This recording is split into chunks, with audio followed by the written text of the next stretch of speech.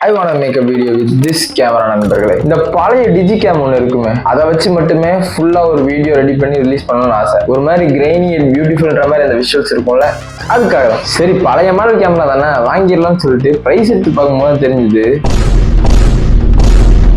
ஒரு வீடியோக்காக தான் என்னால் இப்போ இவ்வளோ செலவு பண்ண முடியாதுன்றது. சரின்னு அப்படியே அந்த ஆசையை குழி தோண்டி புதைச்சிட்டேன். பட் இன்னைக்கு மறுபடியும் அந்த ஆசை நிறைவேற போகுது. எப்படின்னு நான் கேட்குறீங்க?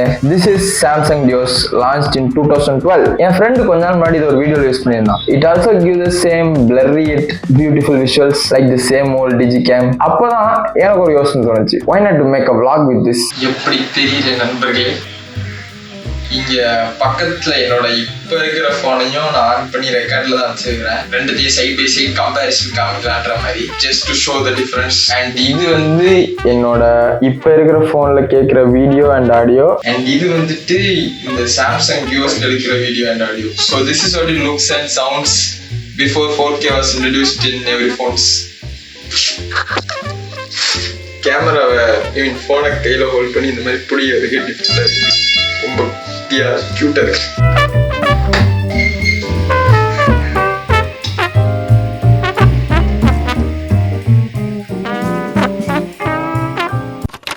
இப்பதான் வந்து இந்த போன்ல சும்மா ஒரு ரெக்கார்ட் பண்ணி இந்த ஃபுட்டேஜ் எப்படி இருக்குன்னு பார்த்துட்டு இருந்தேன். சின்ன வயசு ஆகலாம் எடுத்து பார்த்தா ஒரு ஃபீல் இருக்கும்ல, ஒரு மாதிரி புள்ளி புள்ளியா போறேன், அந்த டெக்ஸ்டர் அந்த ஃபீல் எல்லாம் கொடுத்துச்சு எனக்கு. அண்ட் இப்படிப்பட்ட ஒரு அழகான அவுட்புட் கொடுக்குற ஒரு விஷயத்த வச்சுக்கிட்டு வீட்டுக்குள்ளேயே இன்னைக்கு சுத்தி சுத்தி வீடியோ எடுத்துட்டு இருந்தேன்னா அது தெய்வ குத்தமாயிரு. அதனால இன்னைக்கு நம்ம ஒரு இடத்துக்கு போக போறோம்.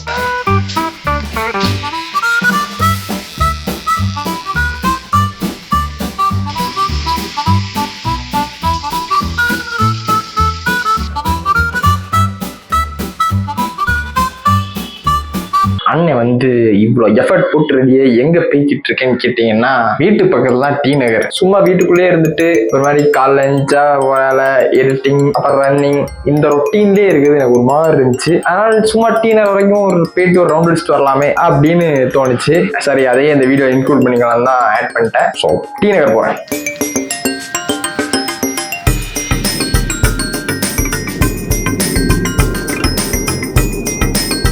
டி நகர் போனதுக்கு காரணம் என்னன்னா, basically T Nagar is always colourful.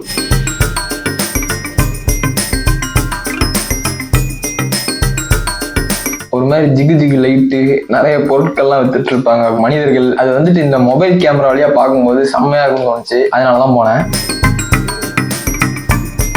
உள்ள வந்தால தலை லட்சத்து கேடலாம். அண்ட் இதெல்லாம் விட முக்கியமான காரணம் சாப்பாடு. தேங்காய் பால் ஒன்று சாப்பிட.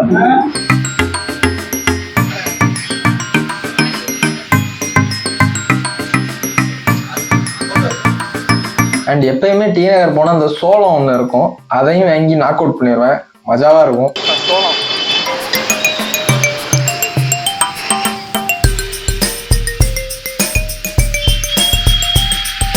அப்புறம் அப்படி இப்படியும் அலைஞ்சு திரிஞ்சு வீட்டுக்கு வந்தா நண்பர்கள் வந்திருந்தாங்க. அவங்க கூட சேர்ந்து சமைச்சு சாப்பிட்டு நாளுமே இனிமையா போச்சு. ஃபைனலி எனக்கு ரொம்ப நாளா இந்த ஓல்டு கேமரா வச்சு ஒரு வீடியோ மேக் பண்ணணுன்ற ஆசையை இந்த வாட்டி நிறைவேற்றிட்டேன். இன்னொரு ஆசையும் இருக்குது, ஒரு ஃபுல் லென்த் வீடியோவையும் பிளாக் அண்ட் ஒயிட்லேயே ஷூட் பண்ணி அப்லோட் பண்ணணும் அப்படின்றது.